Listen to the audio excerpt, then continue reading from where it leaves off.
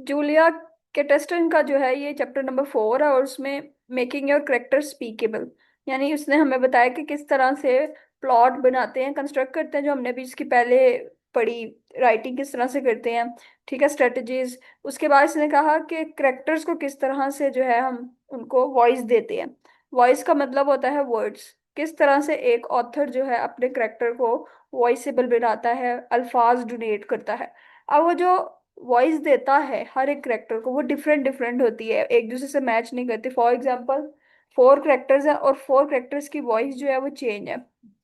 यहाँ पे पढ़ते हैं इसको। Writer often common to the problem of the dialogue in fear travelling, how do I make people speak naturally. तो writer की सबसे ज्यादा प्रॉब्लम यही होती है जो उसको फेस करनी पड़ती है राइटिंग के दौरान, के डायलॉग्स किस तरह से क्रिएट किए जाएं। ठीक है, और किस तरह से अपने करेक्टर को नेचुरल बनाया जाए। नेचुरल से मुराद इस तरह अथेंटिक बनाया जाए कि लोग जो है उससे अटैच्ड हो, उससे इंटरेक्ट कर पाए। तो अगर कहते हैं कि अगर आम जिंदगी की बात भी की जाए, तो आप लोगों को देखते हैं उनके एक्सेंट, उनके स्पीच का स्टाइल, फिर उनके मूवमेंट्स, फिर उनके सेंस, ये सब चीजें आम लोगों में भी क्या होती है, डिफरेंट डिफरेंट होती है, अगर आप एक दूसरे की पर्सनैलिटीज को डिग आउट करें। कहते हैं इस तरह जो अगर राइटिंग की बात की जाए, तो राइटिंग में सबसे इम्पोर्टेंट एस्पेक्ट होता है स्पीच का।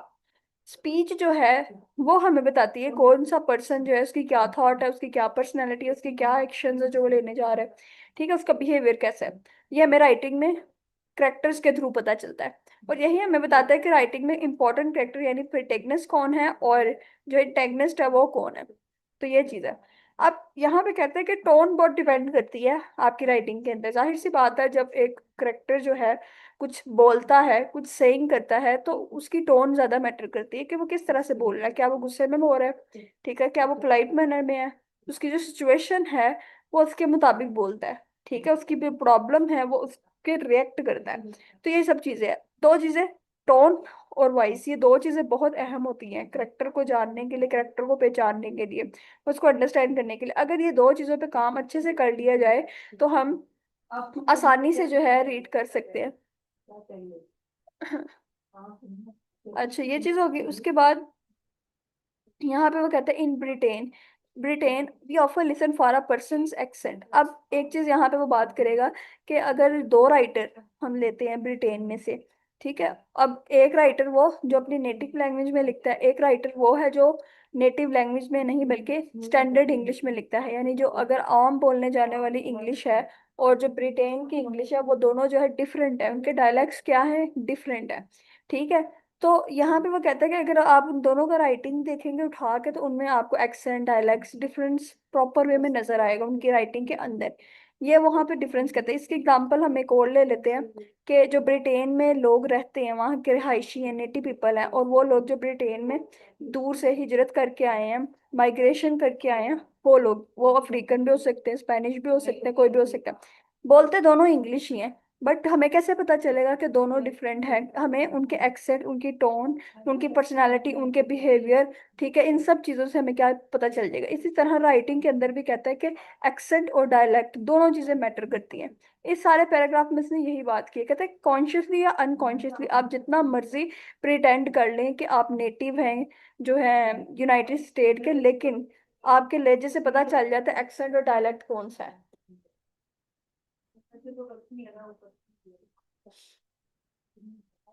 अच्छा, उसके बाद कहते हैं we make it impossible to use when in fact that voice might greatly strengthen our writing also if we turn away uncritically from a voice we hate or fear then we are turning away from its a source of conflict. इस पूरे paragraph में उसने क्या बात की है, basically मैं short करके बताती हूँ। एक वॉइस की बात की है, दूसरा कॉन्फ्लिक्ट की बात की है। कहता है करेक्टर की जो वॉइस है, वर्ड्स ऑफ सेइंग, वो सारे की सारी डिपेंड करती है उसके माइंड में चलते हुए कॉन्फ्लिक्ट पर। उसका जो कॉन्फ्लिक्ट होगा, क्या होगा, वो क्रिएट करेगा उस वॉइस को। ठीक है, उसकी वॉइस जो है इस कॉन्फ्लिक्ट से मुतासिर होकर इसके अकॉर्डिंग जो है रिएक्ट करेगी, टोन इसके अकॉर्डिंग बनेगी। इसकी एग्जांपल मैं इस तरह से देती हूँ कि जब तक हमें कोई प्रॉब्लम नहीं ना आती, हम गुस्सा नहीं करते। ठीक है, अगर हमारे माइंड में कोई प्रॉब्लम हो, वो सोल्व नहीं हो रही, तो हम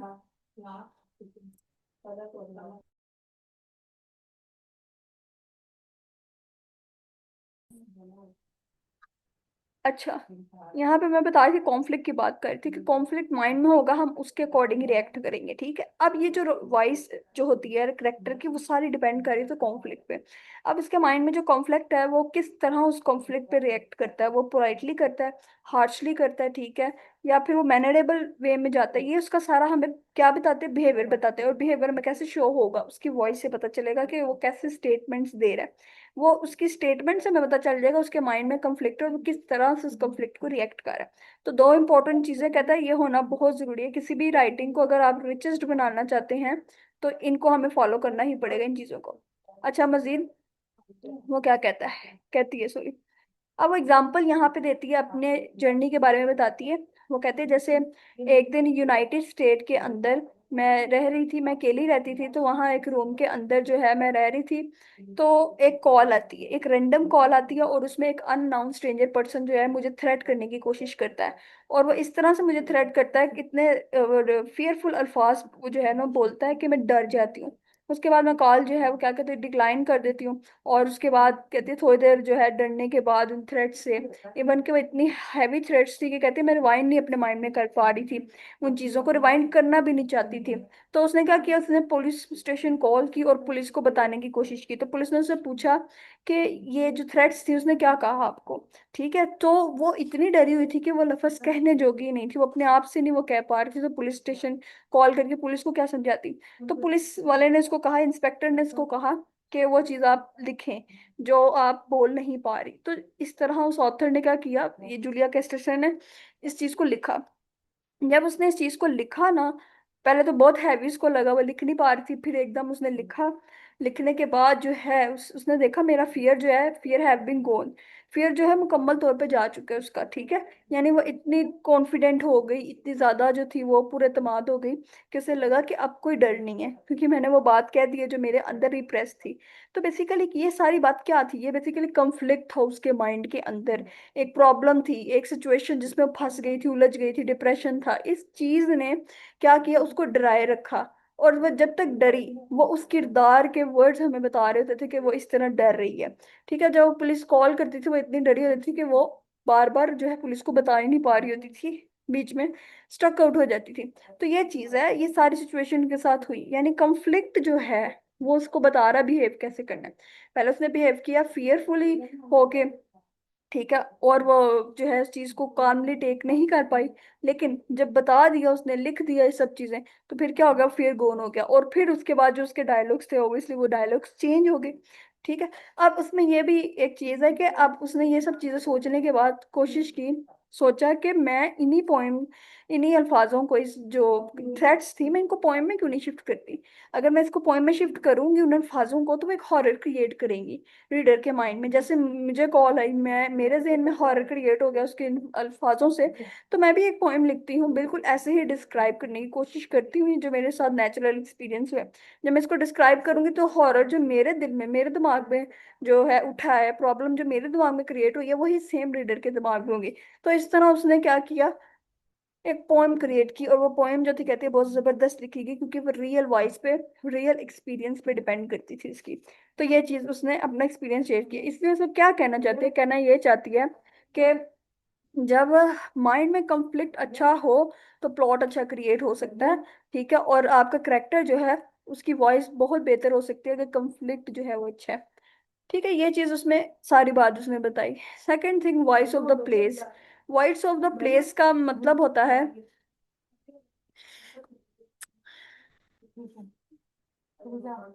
वॉइस ऑफ प्लेस, अच्छा प्लेस से मुराद होता है रीजन।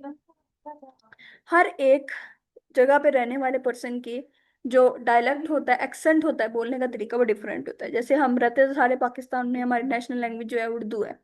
लेकिन अगर आप पंजाब में जाएं तो उनकी जो है पंजाबी वहां पे बोली जाती है, उर्दू मिक्स पंजाबी, दोनों का मिलाप। अगर आप सिंध में चले जाएं, उनका बोलने का स्टाइल उर्दू डिफरेंट है। इसी तरह अगर आप जो है कराची चले जाएं तो उनका स्टाइल जो है डिफरेंट है, वो हर बात में कड़ा कड़ा इस तरह से बोलते हैं। लाहौर चले जाएं, लाहौर में किया का लफ्ज ज्यादा यूज होता है, कड़ा नहीं होता। तो क्या है, लैंग्वेज तो सेम ही है, डायलेक्ट और एक्सेंट, बोलने का तरीका, टोन डिफरेंट डिफरेंट है।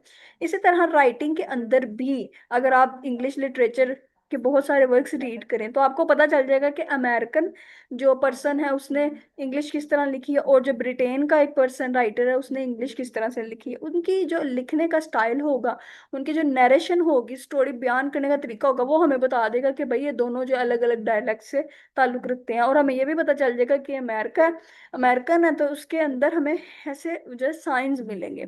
ठीक है, तो हमें ये चीज आइडेंटिफिकेशन इस चीज की हो जाएगी उसके वर्ड्स के थ्रू। वर्ड्स बताते हैं कि आप कहाँ से बिलोंग करते हैं। तो ये चीज होगी। अब यहाँ पे भी उसने यही एग्जाम्पल देके समझाने की कोशिश की है। एग्जाम्पल उसने ली है इस वर्क से, जॉन थॉमस एंड लेडी जेन से उसने एग्जाम्पल ली है। अब वो लॉरेंस ने लिखा हुआ है वो वर्क जिसकी एग्जाम्पल है। अब इसमें एक डायलेक्ट क्या, he looked at her still with the touch of resistance, I don't care she said I will give you all the money. ये जो डायलेक्ट है आपको पता चल रहा है किसी ने अमेरिकन ने बोला है। ठीक है, अमेरिकन ने क्यों? क्योंकि उसने पहले इंग्लिश सीखी, कमांड हासिल की, और उसका सेंटेंस मेकिंग का तरीका बहुत प्योर है। यानी इतना इजी है और हमें समझ में आ रहा है, स्ट्रक्चर सेंटेंस का बिल्कुल ठीक है, कोई मसला मसाइल कोई एरर नहीं नजर आ रही, सिंपल सी बात जो उसे कन्वे करने की कोशिश की है। ठीक है, अब ये डायलेक्ट देखें, but the one I want, ये सारी लाइन देखें, some shell there, love me, myself, ये देखें। अब ये पढ़ी नहीं जा रही, इसको पढ़ने का मकसद क्या, कि जो ब्रिटेन का बंदा है ना, उसको अपनी लैंग्वेज में बहुत कमांड है। इसलिए जब वो बोलता है तो कुछ लफ्जों को स्पीड स्पीड में फ्लुएंसी के साथ अदा करते हुए उमीन कर देता है, लफ्ज पूरा नहीं अदा करता। अगर आप देखें भी जो सही अंग्रेज हैं, सही ब्रिटेन के जो लोग हैं जो सही इंग्लिश बोलते हैं फ्लुएंसी के साथ, तो वो लफ्जों को बहुत स्पीड में बोलते हैं कि आपको समझ ही नहीं आते वो क्या कह रहे हैं। तो ये हमें एग्जाम्पल दे के समझाया गया है कि इनके वर्क्स में भी आपको ये चीजें, ये डिफरेंस नजर आएगा। जो आपको ब्रिटिश के ऑथर की किताबें अगर आप पढ़ेंगे तो बहुत सारी चीजें आपको इस फॉर्म में मिल जाएंगी। ठीक है, जो बताएंगे कि जनाब ये, इसको जो है पूरी जो है इंग्लिश लैंग्वेज आती है, और इसको जो है इंग्लिश लैंग्वेज इसने सीखी है, इसने ग्रामर सिंटैक्स और हर चीज सीखी है। तो ये शॉर्ट सा डिफरेंस बताने के लिए, इसी तरह राइटिंग के अंदर भी ये डिफरेंस हमें बकायदा नजर आता है। अब राइटिंग के अंदर ये, इसकी एग्जांपल मैंने नहीं दी, इसकी एग्जांपल मैं आगे दे दूंगी। ये क्या, पार्किंग की एग्जांपल है। इसने डायलेक्ट फॉर्म में जो है ना चीजों को रिप्रेजेंट किया, यानी पार्किंग एक ऐसा पर्सन था, उसने ज्यादा फोकस जो है डायलेक्ट्स पे किया है, डिफरेंट डिफरेंट डायलेक्ट बोलने वाले करेक्टर्स जो है अपनी राइटिंग के अंदर इन्वॉल्व किए हैं। और लॉरेंस ने जो है इसको अप्रिशिएट किया इस बात पे। अब डिफरेंट डायलेक्ट से क्या मुराद है, एक ऑथर देखें ये कोनी है, ठीक है, दूसरा ऑथर पार्किन है। अगर आप इन दोनों के वर्क्स पढ़ते हैं, ठीक है, तो आपको पता चलेगा कोनी जो है वो क्या करिए, मिडिल क्लास स्टैंडर्ड लैंग्वेज लिखी है, यानी जो आम लोग बोलते हैं लैंग्वेज, उस पे जोर दिया गया। ठीक है, कोनी ने उस लैंग्वेज में जो है क्या लिखा, टेस्ट लिखा है, अपना टेक्स्ट लिखा है। जबकि जो पार्किंग है अगर आप उसको देखें तो उसने डिफरेंट लैंग्वेजेस का इस्तेमाल करके एक टेक्स्ट लिखा है, यानी एक कैरेक्टर को उसने स्टैंडर्ड इंग्लिश का जो है रोल दिया कि वो अदा करे, एक को मिडिल क्लास इंग्लिश बोलने को कहा, एक वो पर्सन जो इस मुल्क का रिहायशी नहीं है, वो बाहर से आया, उसने किस तरह की लैंग्वेज बोलनी है, वो उस बंदे को भी उसने डिफाइन किया। तो ये उसने डिफरेंस बेसिकली बताया, इसलिए पार्किंग जो है वो लॉरेंस को सबसे ज्यादा अच्छा लगता है, क्योंकि वो डायलैक्ट्स, डिफरेंट डायलैक्ट्स के लोगों से मिलकर उसने करेक्टर बनाया होता है। और फिर करेक्टर जो होते हैं प्योर स्पीकेबल करेक्टर होते हैं, कभी भी सेम नहीं होते, उसके अंदर यूनिक क्वालिटी नजर आती है, यूनिक वर्ड्स हमें नजर आते हैं। ठीक है, उनके अंदर जो ब्रिटिश बोलने की फ्रिक्वेंसी है वो डिफरेंट हमें नजर आती है। तो इस वजह से उसको अप्रिशिएट करता है लॉरेंस। अच्छा, ये चीज हो गई। हाँ, अब यहाँ पे कहते हैं कन्वेंशन फॉर राइटिंग डायलॉग। अब जाहिर सी बात है हम वॉइस की बात कर रहे हैं, तो वॉइस में बहुत सारी चीजें होती हैं। ठीक है, एक तो ये कि वो क्या बोलता है। ठीक है, आम बोलता है, कोई ऐसी बात बोलता है जो बहुत ज्यादा दिल को छू जाती है, अट्रैक्टिव। अब डायलॉग में दोनों तरीके के डायलॉग होते हैं, एक रूटीन डायलॉग जैसे हम डिस्कशन करते हैं, ठीक है, और दूसरा डायलॉग क्या होता है, अट्रैक्टिव, अटेंटिव डायलॉग, जिसके अंदर हम अलार्मिंग सिचुएशन भी क्रिएट होती है और हम ज्यादा अट्रैक्ट होते हैं, मुतासिर होते हैं, उस डायलॉग को बार बार यूज भी करते हैं। तो ये हम दोनों की बात करती है और वो बताती है कन्वेंशन क्या असूल है, राइटिंग का डायलॉग, डायलॉग लिखने के क्या असूल है। बेसिकली वो तीन डिफरेंट वेज बताती है जिसके थ्रू हम जो है करेक्टर को स्पीच दे सकते हैं, करेक्टर को वेव सिंग देते हैं। यानी करेक्टर की वॉइस क्रिएट करने के लिए तीन प्रिंसिपल्स हैं राइटिंग के अंदर। एक तो ये चीज जो ऑथर यूज करेगा, या तो वो अपने करेक्टर्स को क्या करेगा, इस तरह से बनाएगा कि शी सेड, ही सेड, हमें समझ में आ जाएगी कि भाई एक लड़की बोल रही है, ये डायलॉग लड़की का है। फिर ही सेड, ये लड़के का डायलॉग है, ये लड़का बोल रहा है। हमें किस तरह पता चला? इन्वर्टेड कोमा में जो बात कही गई है बेसिकली वो उनकी स्पीच है। कौन किसकी स्पीच है? लड़की की, जो आगे उसने मेंशन की है, शी शाउटेड। ठीक है, इसी तरह एक लड़का अगर बोल रही, सारी लाइंस में लड़की बोल रही है। ठीक है, यहाँ तक हमें लड़की बोल रही है। आगे देखे, but he pretended that he had not heard at all. ये बाकी जो लाइन है ये बेसिकली उसके एक्शंस को रिप्रेजेंट कर रही है, उसकी स्पीच को नहीं, लड़के की रिप्रेजेंट करी। तो एक बात हमेशा याद करनी है कि हम स्पीच जब लिखते हैं, यानी उन दोनों के जब डायलॉग्स वो बोलते हैं, माउथ खोलते हैं, वो तब उस चीज को इन्वर्टेड कोमा में हम हाईलाइट करते हैं। बाकी वो एक्शन परफॉर्म करें, कहीं जा आ रहे हैं, सुन नहीं रहे बात, उनको हम इन्वर्टेड कोमा में नहीं लिखते। सिर्फ आर्ग्यूमेंट्स, स्टेटमेंट्स, या फिर उनकी डिस्कशन जो वो आपस में कर रहे हैं, बोल रहे हैं, सिर्फ हम उनको लिखते हैं इन्वर्टेड कोमा में, और उसके बाद बताते हैं कौन बोल रहा है। एक तो ये मेथड हो गया कि हमने शी शाउटेड, ही शाउटेड करके मतलब वाजह कर दिया कि लड़का बोल रहा है या लड़की बोल रही है, और फिर आगे जाकर हमने नाम भी बता दिए अपने रीडर को। एक मेथड ये हो गया। ठीक है, इनको हम पता क्या कहते हैं? ये जो इन्वर्टेड कोमा की फॉर्म में हमने चीजें लिखी हैं, ठीक है, इन्वर्टेड कोमा ये हमारे मार्क्स होते हैं रीडर को बताने के लिए कि कौन डायलॉग बोल रहा है, कौन डायलॉग नहीं बोल रहा, कितना डायलॉग खुला है, कितना डायलॉग बंद हो गया है। ठीक है, कहाँ पे उसने ये सारी बात की है, कहाँ पे ये इनको हम कहते हैं, ये सारी क्या होते हैं? मार्क्स होते हैं। तो यहाँ पे उसने अभी हमें रूल नंबर 1 समझाया। रूल नंबर 2 समझाने के लिए वो कहती है, अब जरूरी नहीं है कि हर एक डायलॉग में हम ही सेड या शी सेड करके ही बताएं, हमें इसको बार बार रिपीट करने की जरूरत ही नहीं है। तो लिहाजा हम क्या करेंगे, हम सिर्फ करेक्टर्स उठाएंगे, हम एक पैराग्राफ में बता देंगे कि कौन डिस्कशन कर रहा है, मतलब दो करेक्टर हैं, उनके दरमियान ये टॉपिक चल रहा है, वो डिस्कशन कर रहे हैं। एक पैराग्राफ हमने इस तरह से बना लिया। पैराग्राफ बनाने के बाद अब हमने एक डायलॉग दोनों के नाम से लिखना है। जैसे एक निकोलस है, मैं लिखूंगी निकोलस, फिर मैं आगे क्या लगाऊंगी? कॉलन लगा दूंगी, उसके बाद उसका डायलॉग लिखूंगी। एक ये मेथड। दूसरा, दूसरे करेक्टर का नाम लिखूंगी, कॉलन लगा के, फिर उसका डायलॉग। अब मैंने क्या किया? टेक्निक चेंज कर ली। जबकि आप ऊपर वाली टेक्निक देखें, उसमें कॉलन नहीं था। ठीक है, उसमें बाद में क्या आता है? She said, he said. अब नीचे जो टेक्निक चेंज हुई उसमें मैंने आपको कहा कि पहले थोड़ा सा हमने डिफाइन करना है कौन बात कर रहा है, टॉपिक बताना है, उसके बाद सिर्फ एक डायलॉग लिखना है दोनों का। अब जब वो डायलॉग लिखेंगे तो हमें उन दोनों की डायलॉग की नेचर पता चल जाएगी। यानी एक पर्सनालिटी की किस क्या बात किस वे में कर रहा है, क्या बिहेव कर रहा है, काम में, ठीक है, गुस्से में बात कर रहा है, टॉपिक क्या है, वो हमें थोड़ा बहुत हाईलाइट करके बताएगा।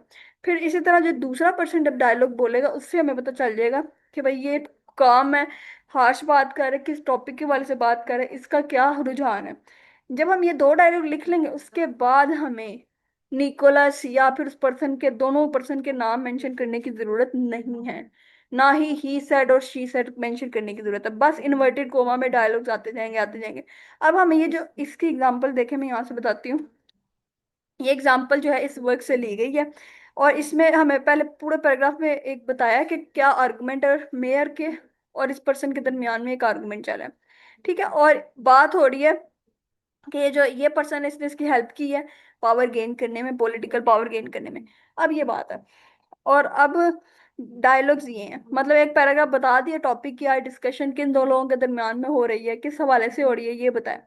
अब एक डायलॉग मेयर को दे दिया गया, और दूसरा डायलॉग किसको दिया गया? सेकंड पर्सन को, जेनिथिप्स के नाम से है जो ये। अब ये डायलॉग्स हमें बता रहे हैं कि ये क्या है। It's enough, I don't want him around here, get rid of him. कहते हैं कि मैं थक गया हूँ, अब मेरी तरफ से इसको दूर ले जाओ, यानी मेरे इर्द गिर्द से इसको दूर लेके जाओ, गेट रिड ऑफ हिम, इसे मुझसे दूर करो, अब मैं ये बात नहीं करना चाहता।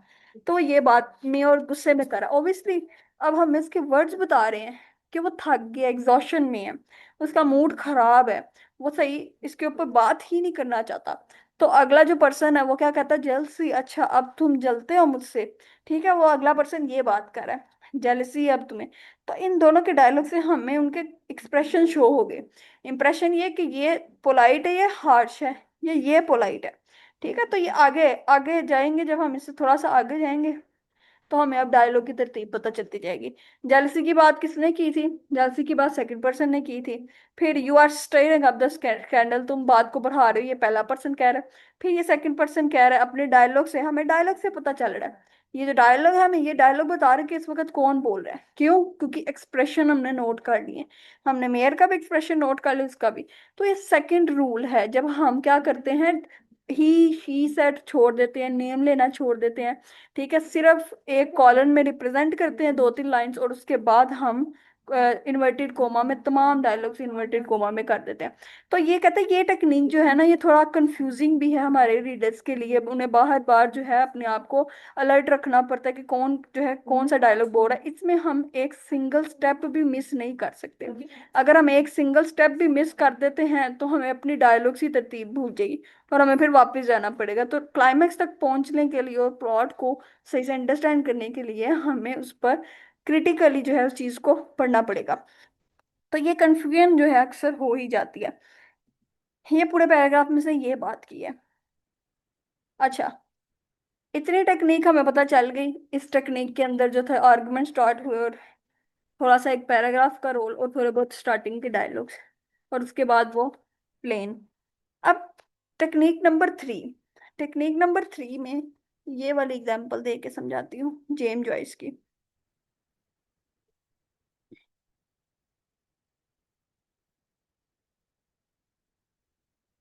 जेम जॉइस ये है James Joyce. Technique number 3। Technique number 3 में उसने क्या कहा है, उसने एक नॉवल लिया जिसका नाम था, आपने पढ़ा भी होगा, स्टीफन का ये portrait of an artist, a portrait of the artist as a young man. James Joyce का ये नॉवल है। अब इस नॉवल की कुछ लाइंस ली गई हैं ये बताने के लिए कि उसका राइटिंग स्टाइल उसने कैसा यूज किया है, किस तरह उसने अपने करेक्टर को जो है वॉइस दी है, और यूनिक किस तरह से हुई है। उसने कुछ चीजें नई यूज की हैं जो कि पुरानी चीजों से हट के हैं। जैसा कि मैं आपको बताती हूँ, उसने नई चीज क्या यूज की है, डैश यूज की है। उसने इन्वर्टेड कोमा यूज नहीं किए। जैसे डायलॉग्स में अक्सर हमने दो तरह के पैटर्न्स देखे, उसमें इन्वर्टेड कोमा का इस्तेमाल था, लेकिन इसमें उसने डैश यूज किया। बाकी उसने पिछली चीज में से जैसे ही सेड उसने यूज किया, पिछली वाली टेक्निक से कुछ, टेक्निक नंबर 1 से उसने ये चीज ले ली। तो इस तरह से उसने अपने डायलॉग्स को क्या बनाया, यूनिक, अपने किरदारों को क्या बनाया, यूनिक बनाया। अब स्टार्ट से अगर देखें तो हमें करेक्टर्स के नेम भी नहीं पता। यानी कि अगर हम पीछे 2 टेक्निक्स देखें तो उनमें हमें नाम भी बता देते थे जल्दी। इतना मतलब कि पूरे पैराग्राफ की इंस्ट्रक्शंस भी देनी पड़ती थी पहले ही, रीडर को गाइड कर दिया जाता था कि ये किरदार है, ही है या शी है, फ्ला है, इस तरह। अब यहाँ पे किरदार जो है हमारे पास क्या है, एक स्ट्रेंजर है जिसे हम जानने की कोशिश कर रहे हैं, वो सारे डायलॉग्स बोल रहे हैं, ये एक ही है, ये आई है। तो हमें यहाँ पे कहते हैं अगर हम पीछे से कॉन्टेक्स्ट में सही से पढ़ते आ रहे हैं तो हमें पता चल जाएगा ये किसका डायलॉग है और ये किसका डायलॉग है। बेसिकली ये सारा पैराग्राफ डेविन ने कहा हुआ है। ठीक है, और डेविन जो है ये सारा पैराग्राफ जो है कहते कहते मजीद इसी पैराग्राफ को एक्सप्लेन कर रहा है। यानी सेकंड लाइन में भी उसी के थोड़ा डायलॉग्स है, सेकंड लाइन में उसके डायलॉग्स हैं। तो उसके बाद क्या हुआ, थर्ड लाइन में हमें देखो स्टीफन के डायलॉग है, सेड स्टीफन। अब उसने टेक्निक चेंज कर दी। पहले उसने ही का नाम लेकर और आई का नाम लेकर हमें कंफ्यूज किया, ये टेक्निक यूज की। उसके बाद उसने नेम्स रिवील कर दिए, डेविन और स्टीफन, और फिर हमें उनके एटीट्यूड से पता चल गया कि यहाँ पे कौन बोल रहा है, वो किस तरह के क्वेश्चन कर रहा है, और ये जो स्टीफन है वो किस तरह से आंसर दे रहा है। तो ये टेक्निक जो है ये यूज की जेम्स जॉयस ने। तो इसमें यूनिकनेस जो थी वो जाहिर सी बात है, मैंने आपको बताया डैशेस थी जो अंदर इस्तेमाल की गई उससे। और दूसरी चीज इंप्रेशन को नोट किया गया कि पहला वाला पर्सन उसके क्या इंप्रेशंस है, दूसरे वाले पर्सन के क्या इंप्रेशंस है, क्या वे ऑफ स्पीकिंग है दोनों का। ठीक है, कौन सा टॉपिक पहले वाला पर्सन डिस्कस कर रहा है तो उसका रिप्लाई दूसरा वाला कैसे दे रहा है। तो हमें यहाँ से पता चल गया 3 टेक्निक्स होती हैं। फिर इसने कुछ और भी टेक्निक्स यूज की जिसकी वजह से उसके जो करेक्टर्स थे वो यूनिक हुए। ठीक है, और ये टेक्निक थी एटलाइज्ड कर दिया। कुछ अल्फाज उसने एटलाइज्ड करके लिखे। जैसे अगर हम ऊपर देखें एग्जाम्पल में, जैसे उसने बताया, तो हमें कुछ अल्फाज जो हैं जैसे ये, is he as innocent as his speech. तो ये क्वेश्चनिंग जो उसने की है, ठीक है, वो क्वेश्चनिंग देखिए किस तरह टेढ़े अल्फाजों में, टेढ़े का मतलब होता है इटेलाइज्ड, ये जैसे उसने टेढ़ा करके लिखा है। पिछले 2 टेक्निक्स पढ़े तो उसमें टेढ़ा करके कहीं पे भी नहीं लिखा। तो ये थर्ड टेक्निक है अपने वर्क को एक तो यूनिक बनाने के लिए, और अपने करेक्टर को यूनिक बनाने के लिए, उन्हें अच्छी सी वॉइस देने के लिए। ठीक है, तो ये चीजें वर्क में 3 स्टाइल्स कहता है, 3 स्टाइल्स होते हैं स्पीच के। अगर आप अपने करेक्टर को स्पीकेबल बनाना चाहते हैं तो बहुत सारे ऑथर्स ने ऐसा स्टाइल भी यूज किया यूनिक वे में। ये सारी चीजें उसने यहाँ तक बता दी है। बाकी ये एक पढ़ेंगे, उसके बाद हम हाँ हाँ आप जो है नेक्स्ट क्लास में पढ़ेंगे। कहता है what we say and what we write, 2 different चीजें हैं। एक तो कहता है कि हम कहते क्या हैं और हम लिखते क्या हैं। इस पूरे पैराग्राफ में वो बात करता है, अक्सर राइटर्स जो होते हैं, अक्सर क्या, बेशतर राइटर्स क्या होते हैं, वो ट्रेवल करते हैं और अब उनके हाथ में एक नोटबुक होती है, वो चीज़ों को नोट करते जाते हैं। जब ट्रेवल करते हैं, एक्शन हो रहा है वो उसको नोट करते हैं, कोई क्लाइमैक्स देख लेते हैं, कोई प्रॉब्लम देख लेते हैं तो उसको नोट करते हैं। एग्जाम्पल ऐसे लेते हैं, दो लोग झगड़ा कर रहे हैं, अब उसने कंटेंट निकालना है अपनी राइटिंग के लिए, कोई भी कंटेंट हो। हाँ, वो चाह रहा है कि उस झगड़े को जो है अपने प्लॉट में एडजस्ट करे और वो झगड़े में दिखाए। इसी तरह उसको एक किरदार भी मिल गया। तो उसने क्या किया, उन लोगों के झगड़े के दौरान उन्होंने जो एक दूसरे से आर्गुमेंट किया, बातें कहीं, कोई उल्टे सीधे अल्फाज बोले, उसने नोटबुक पे रिकॉर्ड कर लिए। इवेंट भी रिकॉर्ड कर लिया, टाइम भी रिकॉर्ड कर लिया, बातें भी रिकॉर्ड कर ली, इधर उधर के सीन्स भी रिकॉर्ड कर लिए। तो सुनी सुनाई बातों को जब हम लिखते हैं ना, यानी कन्वर्सेशन को जब हम लिखने लग जाते हैं, इसको कहते हैं ट्रांसक्राइब करना। ठीक है। तो राइटर क्या करता है, ट्रांसक्राइब कर देता है कन्वर्सेशन को और फिर इसको अपनी राइटिंग का हिस्सा बना लेता है। ठीक है, वो घर जाता है, इस पे गौर फिक्र करता है और उन डायलॉग्स को, उन चीजों को, सीन्स को एडजस्ट करता है अपने नॉवल के अंदर एज इट इज। ठीक है, क्योंकि वो डायलॉग्स उसको, उसने जल्दी जल्दी में एज इट इज अपनी नोटबुक में लिखे होते हैं। तो जब वो घर जाता है, उन डायलॉग्स को वो दोबारा से जरा साफ सुथरा करके लिखता है ताकि उसको समझ आए, और फिर उनको अपनी राइटिंग का हिस्सा बनाता है, उसकी ग्रामर सिंटैक्स चीजों को देखकर। अब एक किस्म के राइटर ये होते हैं, ठीक है, जो क्या होते हैं, एज इट इज चीजें उठाते हैं ताकि आप उनका नॉवल रियलिस्टिक लगे, उनकी राइटिंग रियलिस्टिक लगे। ऐसे राइटर्स को कहते हैं हम नेचुरल राइटर्स। ठीक है, नेचुरलिस्ट राइटर कह लें। ऐसे लोग जो नेचुरलिस्ट होते हैं, वो क्या करते हैं, नेचर से सारी चीजें देखते हैं, जो उनके आसपास हो रहा है उनको रिकॉर्ड करते हैं एज इट इज, और फिर क्या करते हैं, अपनी थोड़ी सी इमेजिनेशन का क्रक्स डालते हैं अंदर और फिर उनको लिख देते हैं। ठीक है, लेकिन ये लोग ज्यादातर एक्सपीरियंस करके चीजें लिखते हैं। और जो सेकंड होते हैं, सेकंड राइटर, वो राइटर होते हैं जो एक्सपेरिमेंट करके चीजें लिखते हैं। एक्सपेरिमेंट से क्या मतलब, कि उन्होंने सारी चीजें देखी, आसपास की सिचुएशन जो भी थी, लड़ाई झगड़ा हो रहा है, उन्होंने उस लड़ाई झगड़े को, डायलॉग्स को एज इट इज रिकॉर्ड नहीं किया, बल्कि उस चीज को मेमोरी में सेव किया कि अच्छा आज ये हुआ था, कुछ चीजें उनके जेहन में रह गई, कुछ नहीं। तो अब घर जाके उन्होंने क्या किया, उन सर्टेन थिंग्स को उन्होंने अपने माइंड में जो सेव किया हुआ था, उनको रीराइट किया जितना उन्हें याद था, और जो चीज़ उन्हें याद नहीं थी उसके साथ उन्होंने कुछ ऐड कर दिया। जब उन्होंने कुछ ऐड कर दिया उसके साथ, तो क्या हुआ कि एक यूनिक जो है वॉइस क्रिएट हो गई। यानी किरदार अगर उसने वो लिए तो उनसे डायलॉग्स उसने चेंज कर दिए, बुलवाए, चेंज पैदा किया। तो जो भी चेंज पैदा करेगा, इट्स मीन एक्सपेरिमेंट करेगा स्ट्रक्चर के साथ, प्लॉट के साथ या करेक्टर्स के साथ, तो वो क्या करेगा, वो एक नॉवलिस्ट, वो राइटर एक्सपेरिमेंटल राइटर होगा, जिसका उसके नाम उसने लिया हुआ है, क्या नाम है, न्यूवो रोमांसियर। यानी कि ऐसे लोग ज्यादातर आर्टिस्ट कहलाते हैं, जो कि आर्ट का क्रक्स ज्यादा डालते हैं अंदर। ठीक है, और एक्सपीरियंस का क्रक्स कम डालते हैं। तो ये चीज है। तो दो तरह के राइटर, एक नेचुरलिस्ट राइटर होते हैं और दूसरा आर्टिस्टिक, जो न्यू आर्ट क्रिएट करने की कोशिश कर रहे होते हैं। नेचुरलिस्टिक जो अपने वर्क को ओरिजिनल बनाने की कोशिश कर रहे होते हैं ताकि वो नेचुरल लगे। तो ये चीज़ है, ये डिफरेंस है इसमें, थोड़ी इसने ये सारी बातें की हैं। और बाकी जो है अब हम इसको कल डिस्कस करेंगे।